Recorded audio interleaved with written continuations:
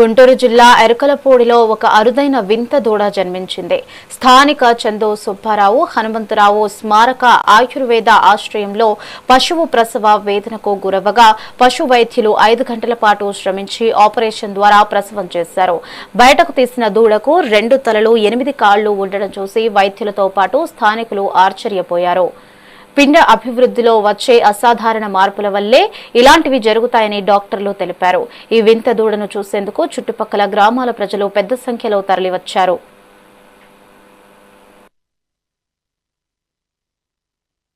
అందరికీ నమస్కారం అండి.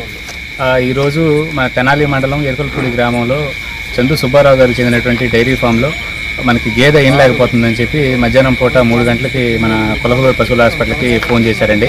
సో డాక్టర్ గారు ఆయన వైద్య బృందం ఇక్కడ చేరుకొని మొత్తం గమనించగా దాదాపు ఒక దూడ దానికి 2 తలలు 8 కాళ్ళు ఉన్నాయని చెప్పి ఆయన గ్రహించడం జరిగింది.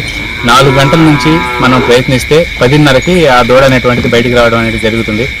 వైద్య శాస్త్రంలో పశు వైద్య శాస్త్రంలో ఇట్లాంటివి చాలా అరుదండి. కాబట్టి దూడ అయితే ప్రస్తుతానికి చనిపోయింది, తల్లి అయితే సేఫ్గా ఉంది.